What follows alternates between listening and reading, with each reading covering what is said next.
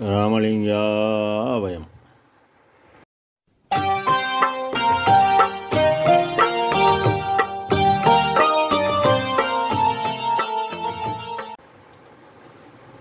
அருட்பெரும் ஜோதி அருட்பெரும் ஜோதி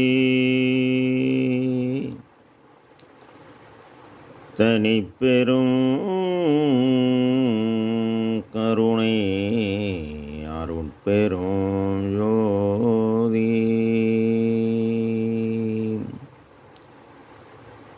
எல்லா உயிர்களும் இன்புற்று வாழ்க,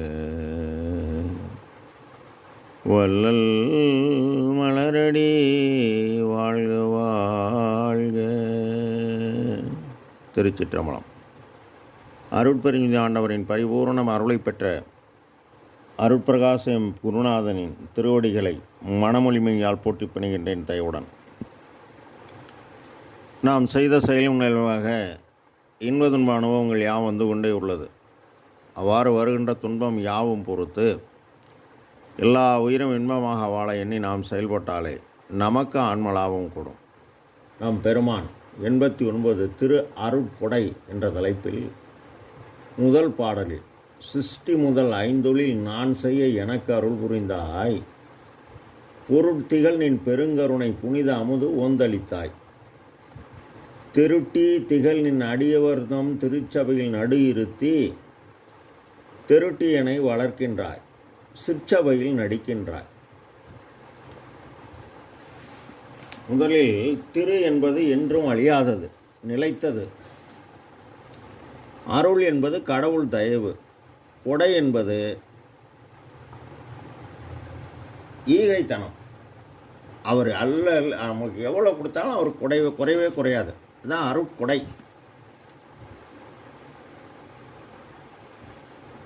அவரை கொடுத்து நம்மளை காப்பாற்றுறது. அப்போ அவர் நம்மளுக்கு கொடுத்து நம்மளை காப்பாற்றணும்னா நாம் என்ன செய்யணும்னா நாம் அறமீறாது வாழணும். அப்போ தான் அவர் கொடுப்பார்.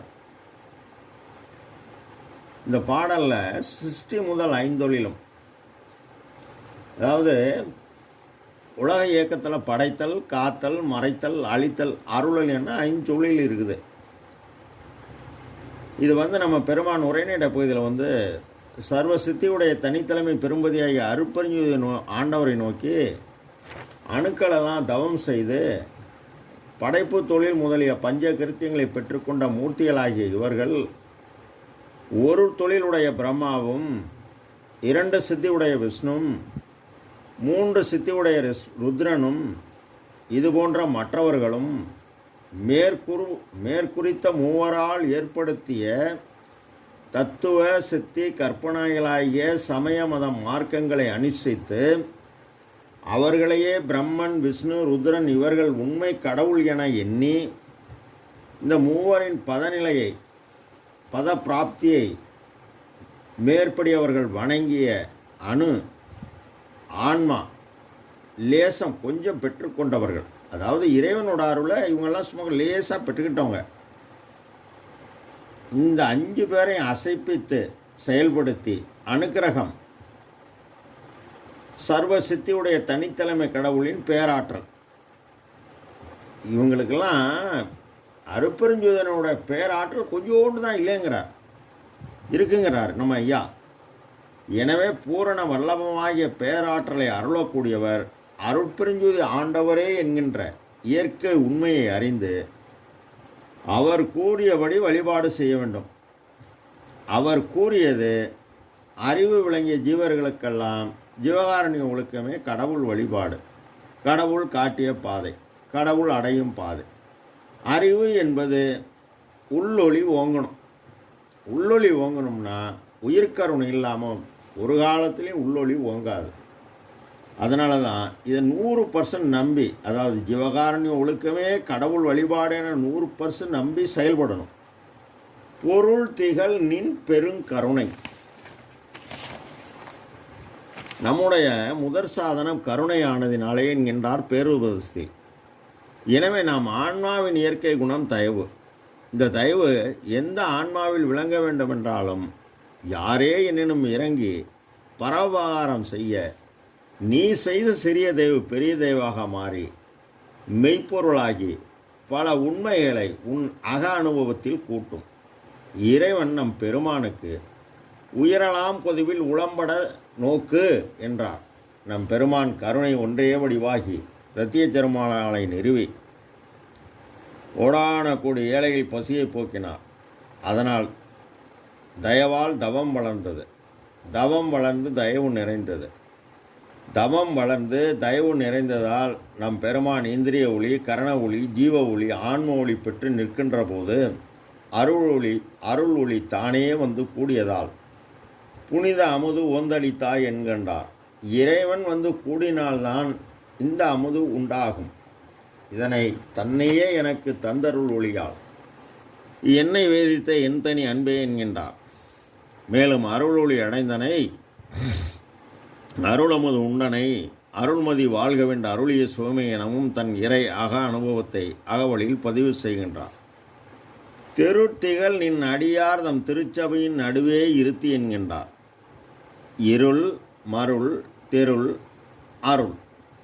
தெருள் என்பது ஞானம், அறிவு, ஒளி.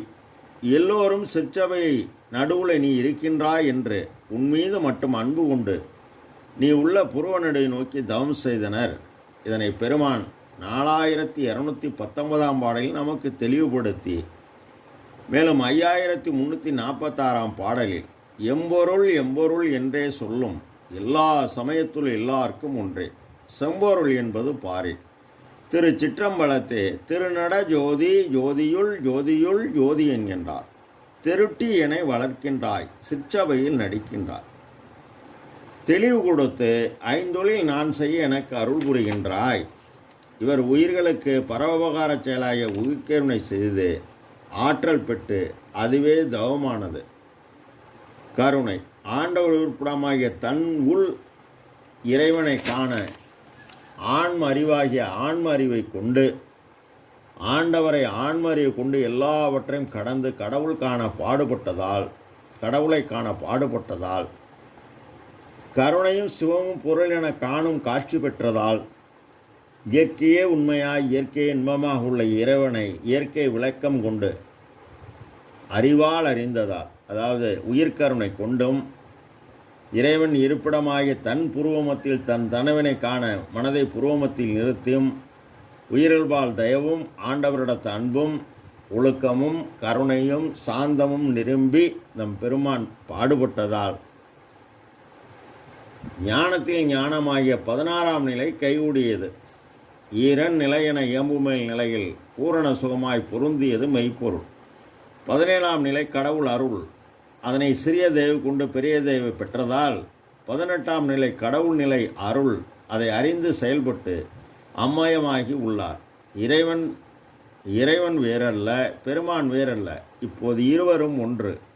இதனை 83 அடிமைப்பேர் 5ஆம் பாடலில் தானே அருளானான், தானே பொருளானான், தானே எல்லாமுள்ள தானானான், தானே தான் நானானான், என்னுடைய நாயகனானான், ஞானவானானான், அம்பலத்தை மான் என பதிவு செய்கின்றார். ஐந்தொழில் படைத்தல், காத்தல், பக்குவம் அறிவித்தல், துருசு நீக்குவித்தல், அருள் புரிதல் எனும் ஐந்தொழில் செய்கின்றார். ஐந்தொழில் ஆதிசை ஐவர் ஆதிகளை ஐந்தொழில் ஆதிசை அருட்பெருஞ்சோதி என்பார் இறை அக அனுபவமாக அகவொளி. ஆக நம் பெருமான் கூறியபடி நாம் செயல்பட்டால் நாம் என்றென்றும் மேன்மையடைவோம். ராமலிங்காபயம். திருச்சிற்றம்பலம்.